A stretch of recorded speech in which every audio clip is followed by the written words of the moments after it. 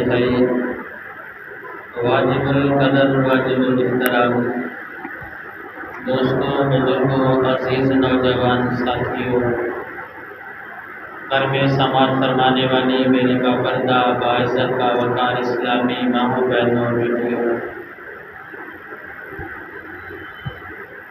ماہ ذوالقعدہ کی آج پہلی تاریخ ہے اور پہلے ہی دن جمعۃ المبارک کا دن ہے۔ اس مبارک مہینے کی ابتدا ہی جمعۃ المبارک جیسے مبارک دن سے ہو رہی ہے۔ یہ اللہ تعالیٰ کا بڑا فضل ہے، بڑا کرم ہے، بڑا احسان ہے۔ میں نے قرآن مجید فرقان حمید میں سے 2 آیات کریمہ آپ کے سامنے تلاوت کرنے کا شرف حاصل کیا ہے۔ حق تعالیٰ شانہ سے دعا ہے کہ اللہ تعالیٰ ہمیں ان آیات مبارکہ کا صحیح معنوں میں مطلب اور مفہوم بیان کرنے کی توفیق عطا فرمائے، اور اللہ تعالیٰ سننے اور سنانے کے بعد ہم سب کو اس پر عمل کرنے کی توفیق عطا فرمائے۔ قرآن حکیم کا ایک دستور ہے، ایک قانون ہے کہ رب تعالیٰ جب کسی اچھے کام کا حکم فرماتے ہیں اس سے پہلے اس کام کی خصوصیات کو بیان کرتے ہیں، پھر اس کی فضیلتوں کو بیان کرتے ہیں، اور آخر میں وہ نتیجہ اللہ تعالیٰ بیان فرماتے ہیں کہ اگر عمل کرو گے تو اس کا نتیجہ یہ نکلے گا۔ اور اگر کسی چیز سے حکم منع کرنے کا حکم رب تعالیٰ نے فرمانا ہو تو سب سے پہلے اس چیز کی برائیوں کو بیان کیا جاتا ہے، اس کے نقصانات کو بیان کیا جاتا ہے، اور پھر آخر میں رب تعالیٰ حکم فرماتا ہے کہ اب اگر یہ کام کرو گے تو اس کا انجام یہ ہوگا۔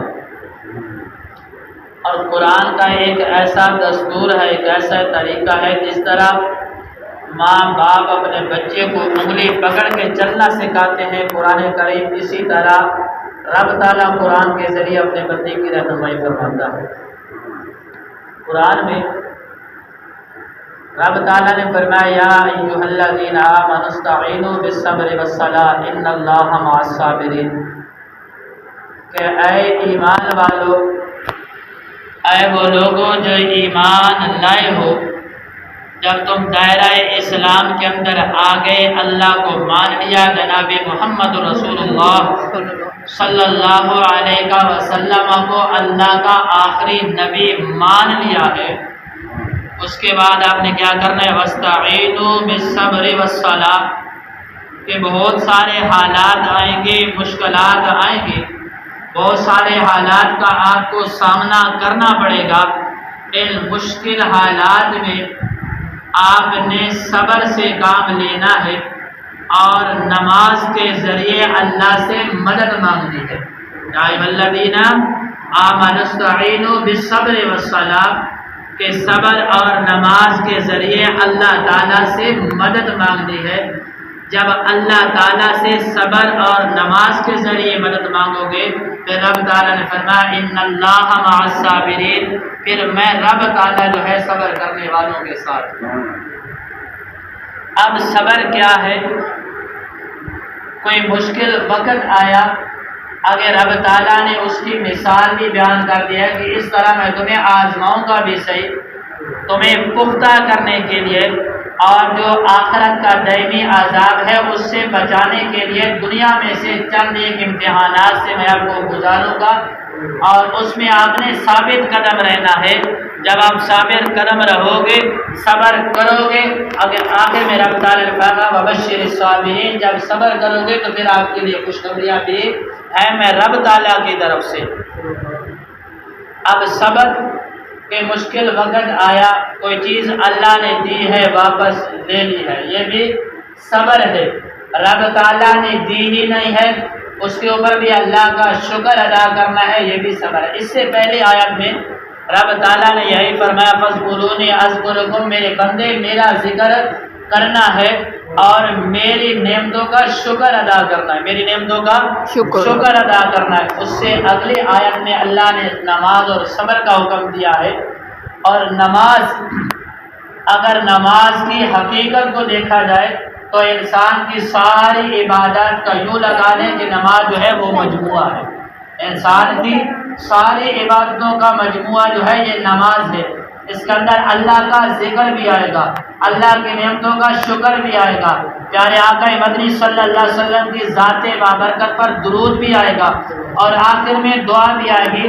تو یوں سمجھیں کہ انسان کی ساری عبادت کا مجموعہ جو ہے وہ نماز کے اندر رب تعالیٰ نے رکھ دیا ہے۔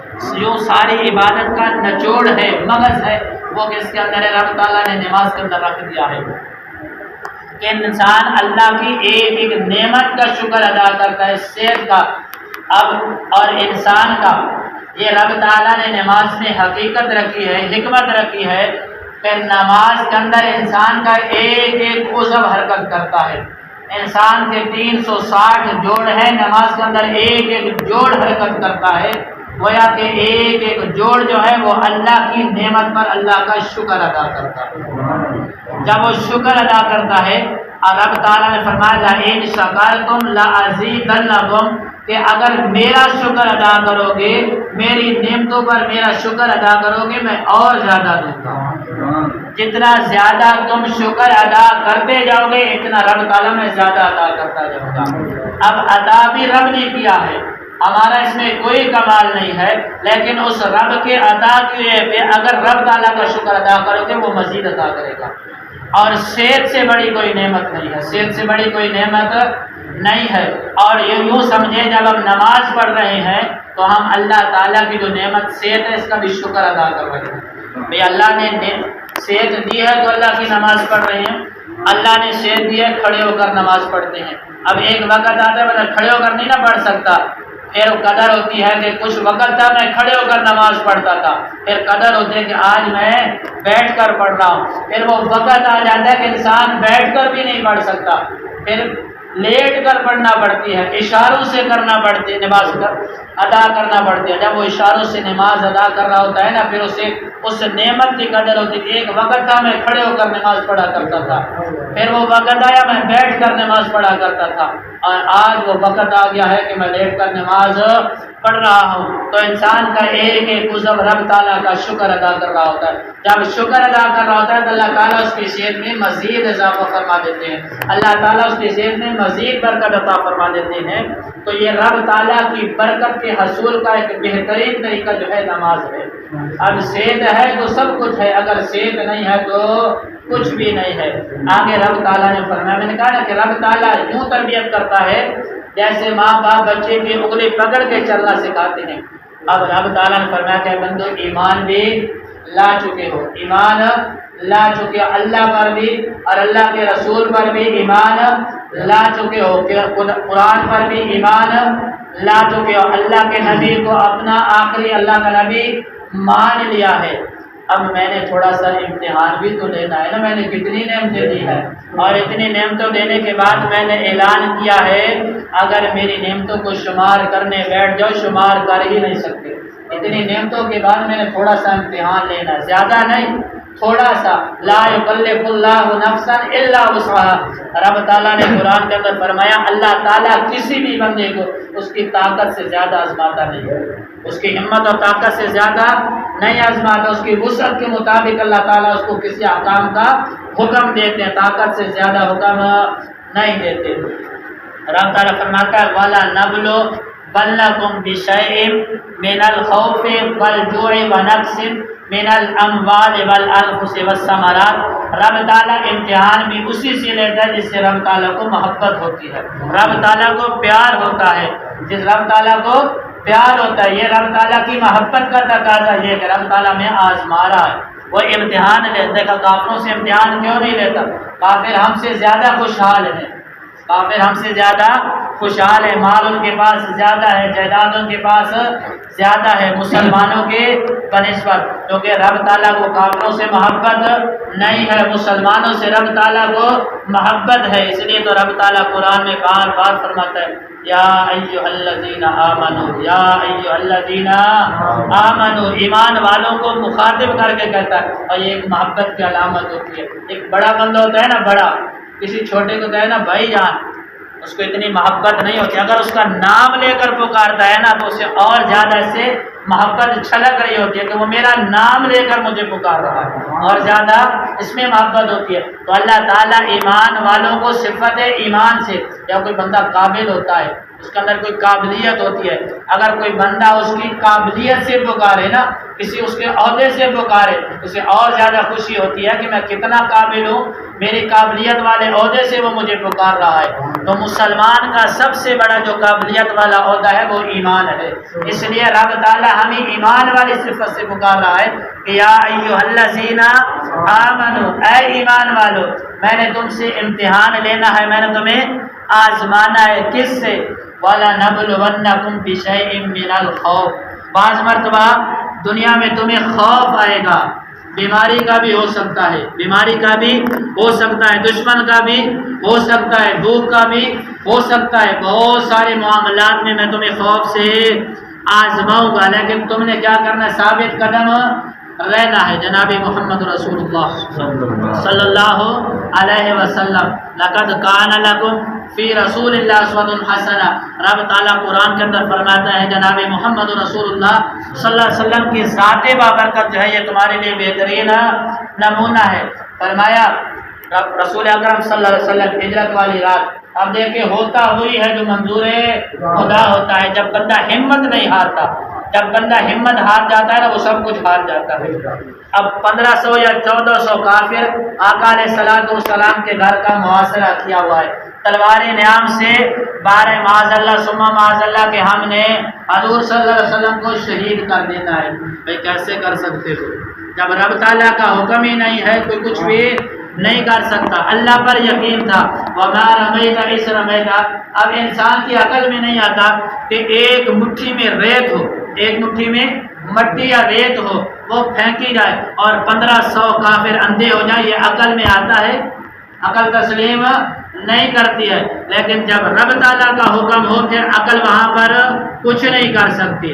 رب تعالیٰ کے فیصلے عقل سے ماوراء ہوا کرتے ہیں، انسان کی سوچ وہاں نہیں جا سکتی۔ وَمَا رَمَيْتَ إِذْ رَمَيْتَ، آقا نے کیا کیا؟ وہ مٹھی بھر ریت پھینکی ہے، 1500 کافر اندھے ہو گئے۔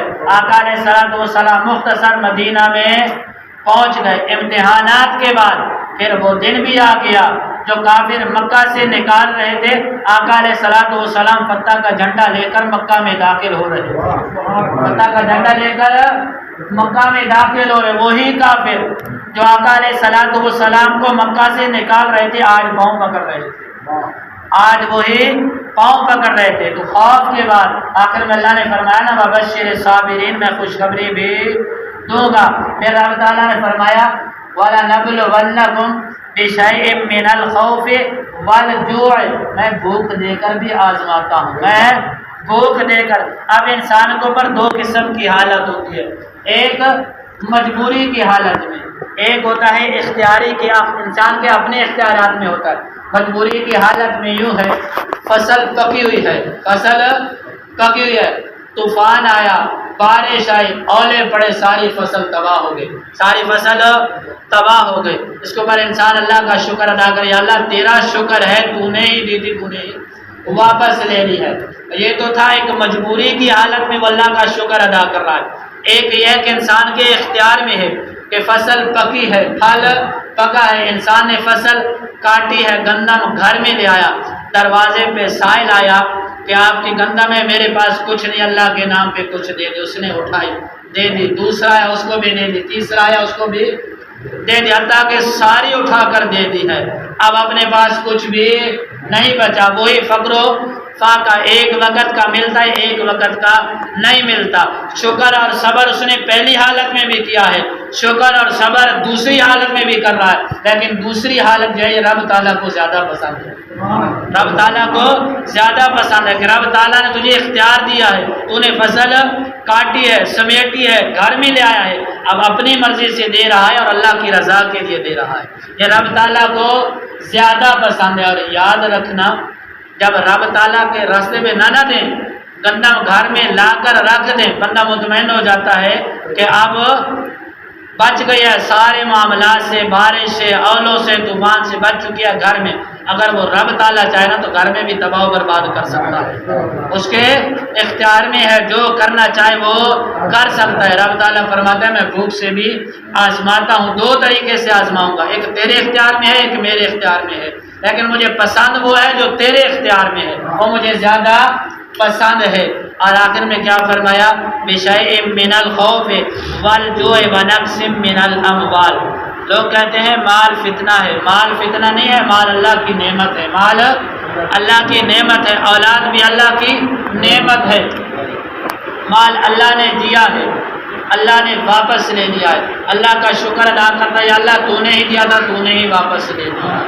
ایک یہ کہ مال اللہ نے دیا ہے، اس کے قبضے میں آ گیا، اس کی قدرت میں آ گیا، اس کے پاس آ گیا، اس کی ملکیت میں آ گیا، اب ملکیت میں آنے کے بعد یہ غریبوں کو ڈھونڈ ڈھونڈ کے تقسیم کر رہا ہے، اللہ کی رضا کے لیے جو سائل آتا ہے اس کو دے جا رہا ہے، یا اللہ تو نے دیا ہے، تیرے ہی راستے میں دینا ہے۔ رب تعالیٰ فرماتا ہے یہ مجھے بہت ہی زیادہ پسند ہے، کیونکہ تیرے اختیار میں نے دے دیا تھا نا، فیصلہ تجھے دیا تھا کہ آپ بھی کھا سکتا ہے، یہ تجھے اجازت ہے، میں نے دیا ہے، اور یہ بھی تجھے اختیار دیا کہ تو غریبوں میں تقسیم بھی کر سکتا ہے، تو نے غریبوں میں تقسیم کرنے کو اپنے اوپر ترجیح دیا، یہ مجھے بہت ہی زیادہ پسند ہے۔ رب تعالیٰ آزما رہا ہے تو رب تعالیٰ کہتا ہے یہ مجھے بہت زیادہ پسند ہے۔ اب بات آگے والانفس، رب تعالیٰ فرماتا ہے میں تجھے نفس سے بھی آزماتا ہوں۔ مثال کے طور پر اللہ نے اولاد دی ہے، دے کر واپس لے لی، دے کر واپس لے لیا، یا اولاد رب تعالیٰ نے دی ہی نہیں، رب تعالیٰ نے اولاد دی نہیں ہے، وہ مانگتا ہے، رب سے مانگنا چاہیے، مانگنے کا تو اس نے حکم دیا ہے نا، وہ مانگ رہا ہے یا اللہ اولاد دے دے، نہیں ملے تب بھی صبر کرتا ہے، یا اللہ تیرا حکم تھا، تیرا حکم تھا، تو نے میرے نصیب میں لکھے ہی نہیں تھے، یا اللہ میں تیرے فیصلے پہ راضی ہوں۔ یہ نہیں کہتا کہ یا اللہ تو نے فلاں کو 5 دے دیے مجھے 1 بھی نہیں دیا، یا اللہ فلاں کو 12 بیٹے دے دیے مجھے 1 پہ شکوہ نہیں کرتا، یا اللہ میں تیرے فیصلے پہ راضی ہوں، تو نے میرے نصیب میں نہیں لکھا تھا، مطلب کہ میرے حق میں بہتر نہیں تھا نا، اگر میرے حق میں بہتر ہوتا یا اللہ تو 70 9 سے زیادہ محبت کرنے والا ہے تو مجھے ضرور دیتا، مطلب میرے حق میں بہتر نہیں تھا تو نے نہیں دیا، میں اس کے اوپر بھی صبر کرتا ہوں، اس کے اوپر بھی صبر کرتا ہوں۔ غزوہ تبوک کی باری آئی نا، وہاں پھل پکا ہوا تھا، پھل پکا ہوا تھا، فصل تیار ہے، اللہ کا حکم آ گیا کہ جہاد کے لیے جانا ہے۔ اب عقل یہ کہتی ہے 4 دن لیٹ چلے جائیں گے، ابھی فصل پکی ہے، فصل کاٹ لیتے ہیں، یہ جہاد میں بھی کام آ جائے گی، اور گھر کا جو سال کا سارا سرمایہ ہے وہ بھی اکٹھا کر لیں گے، سال بھی آسانی سے گزر جائے گا، اور جہاد میں بھی یہ کام آ جائے گا۔ لیکن اللہ کا حکم تھا نا، محبت کہتی ہے فصل پکی چھوڑ دے، اللہ کا جو حکم آ گیا نا، اگر وہ چاہے تو پکی بھی تباہ و برباد کر دے، اس کے اختیار میں ہے۔ تو کسی صحابی نے یہ سوال نہیں کہ یا رسول اللہ فصل پکی ہوئی ہے 10 دن لیٹ کر لیتے پھر چلے جائیں گے، سارے تیار ہو گئے، سارے تیار ہو گئے، کسی ایک صحابی نے یہ نہیں کہا کہ یا رسول اللہ مجھے اجازت دے دے 4 دن میں ٹھہر کے فصل اکٹھی کر کے میں آ جاؤں گا، وہ سارے تیار ہو گئے۔ کیا وہ بھوک سے مر گئے؟ اللہ تعالیٰ نے اعلان کر دیا رضی اللہ عنہم ورضوان، رب تعالیٰ فرماتا ہے میں ان سے راضی ہوں، یہ مجھ سے راضی ہے۔ ہم کہتے ہیں یا اللہ تو راضی ہو جا، رب تعالیٰ فرماتا ہے میں ان پہ راضی، کیوں؟ انہوں نے میرے محبوب کے ساتھ وفا کی، انہوں نے میرے محبوب کے ساتھ وفا کیا ہے نا، تو میں ان سے راضی ہوں، اور رب تعالیٰ ان کی رضاعت کا بھی اعلان کرے کہ یہ مجھ سے راضی ہے۔ بھائی ہماری کیا اوقات ہے کہ ہم رب پہ راضی ہوں، رب تعالیٰ اعلان کر رہا ہے کہ میں ان سے راضی ہوں اور یہ مجھ سے راضی ہو گئے۔ آقا علیہ الصلوۃ والسلام نے فرمایا مال جمع کرو، ایک تو فصل پکی ہوئی ہے وہ چھوڑنی ہے، دوسرا جو کچھ گھر میں پڑا ہے وہ بھی دینا ہے۔ اب وہ تاریخ یاد رکھے گی کہ کسی نے گھر میں کچھ بھی نہیں چھوڑا، جو کچھ تھا لا کے آقا کے قدموں پہ قربان کر دیا۔ اور ایک صحابی رسول ہے، پاس کچھ بھی نہیں ہے، سارا دن کی یہودی کی مزدوری کی، چند کھجوریں ملی، شام کو لا کے وہ بھی آقا کے قدموں پہ قربان کر دی۔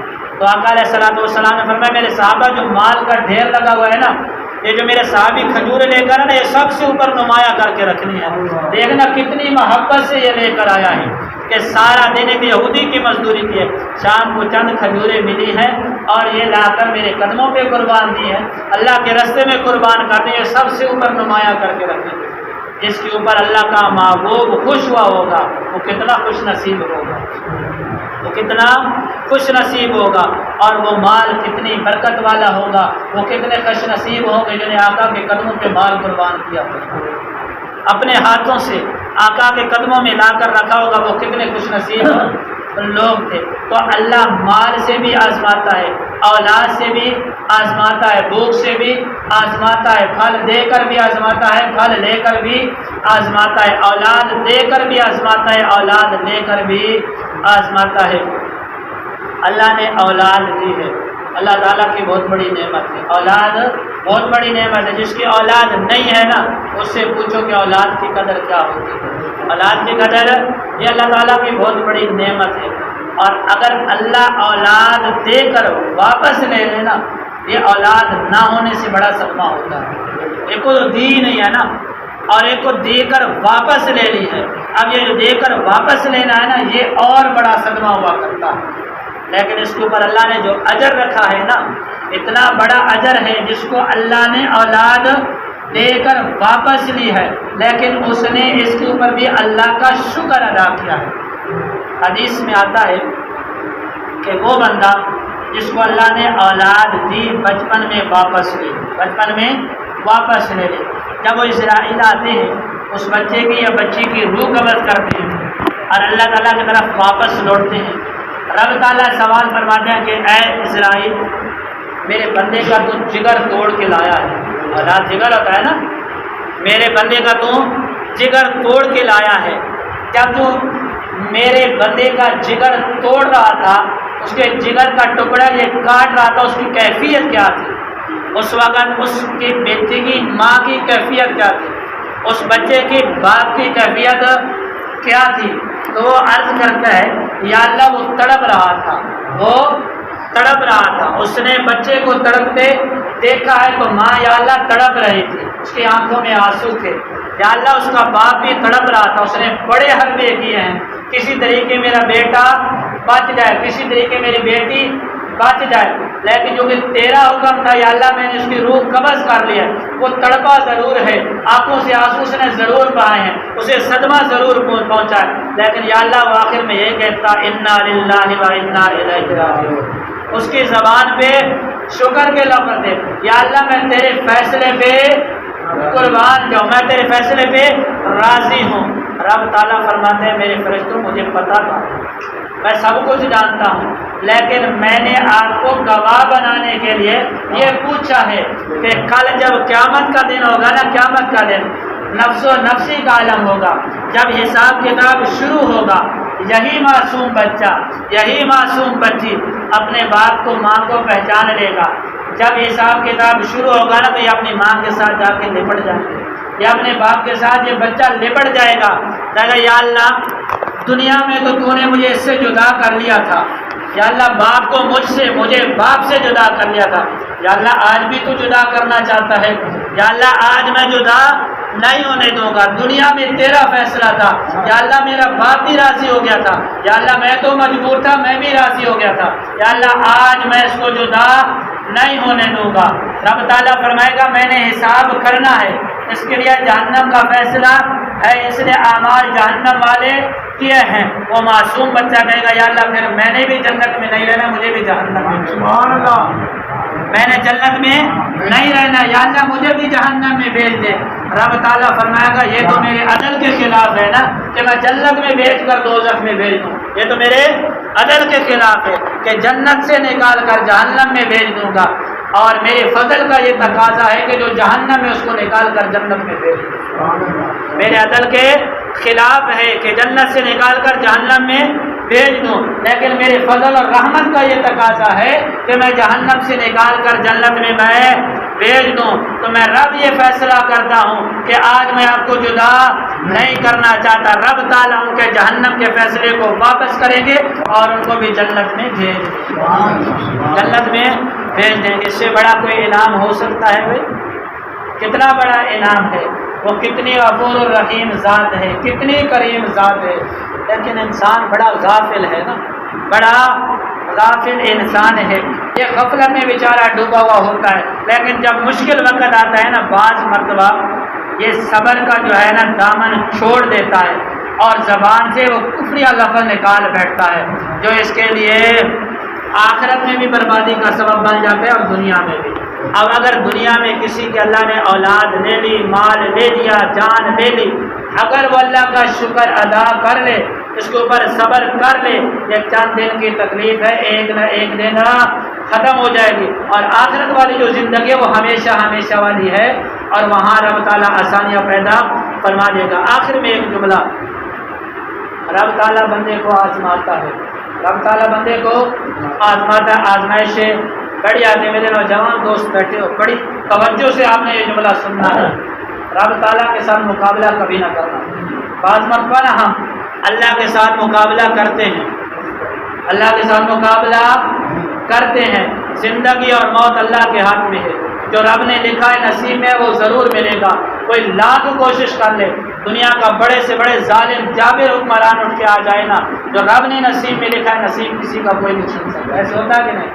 ہم نوجوان ہیں، جب مشکل وقت آتا ہے نا، ہم ہمت اور صبر کا دامن چھوڑ دیتے ہیں، اور بعض مرتبہ ہم ایسا قدم اٹھا جاتے ہیں نا کہ ہم ماں باپ کے لیے رسوائی کا سبب بن جاتا ہے۔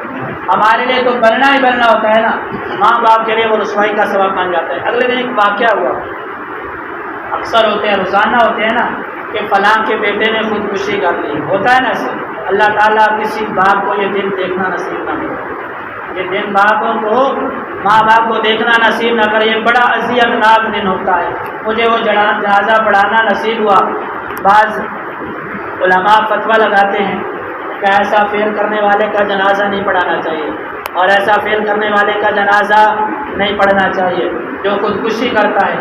لیکن جب ہم دیکھتے ہیں نا کہ رب تعالیٰ نے قرآن میں فرمایا لا تقنطوا من رحمت اللہ، کہ میری رحمت سے نا امید نہیں ہونا ہے۔ کوئی کتنا ہی بڑا گناہ کر لے، کتنا ہی بڑا گناہ کر لے، رب کی رحمت سے بڑا نہیں ہو سکتا، رب کی رحمت سے بڑا نہیں ہو سکتا۔ رب تعالیٰ کی اس آیت کو سامنے رکھ کر ہم نے اس کا جنازہ پڑھا بھی ہے، جنازہ پڑھایا بھی، اللہ تعالیٰ معاف کرے گا۔ ماشاءاللہ خوبصورت 22 سال عمر تھی اس کی، 22 سال کا نوجوان تھا، وہ تو چلا گیا۔ میں سوچتا ہوں وہ قبر میں چلا گیا، ہمیں کیا معلوم کہ اس کے ساتھ کیا ہو رہا ہے، ہمیں کیا پتا کہ اس کے ساتھ کیا ہو رہا ہے، لیکن اس کی ماں اور باپ کے ساتھ جو ہو رہا ہے نا، وہی بتا سکتے ہیں۔ میں اور آپ ان کیفیت کو نہیں، میں نے کہا وہ ایک بار مرا ہے، اس کی ماں اور باپ دن میں پتہ نہیں کتنی بار مرے تھے۔ جب کوئی پوچھے گا نا اماں کیا ہوا تھا، جب کوئی اس کے باپ سے پوچھے گا نا کیا ہوا تھا، یہ جو لفظ ہے نا اسے بار بار مارے گا۔ اور ہمارا یہ رواج ہے، ہم نے تو پوچھنا ہی پوچھنا ہے، جب جانا ہے تو ہم نے پوچھنا ہی پوچھنا ہے، چاہے 100 بندہ کیوں نہ بیٹھا ہو، ہم نے افسوس بھی کرنا ہے، اور افسوس کرنے کے بعد پوچھنا ہے بھائی کیا ہوا تھا، کیوں اس نے یہ کام کیا ہے۔ جب یہ وہ بیچارہ کیا بتایا آپ کو، وہ کیا بتائے گا، اس کی ماں کیا بتائے گی کہ کیا ہوا تھا۔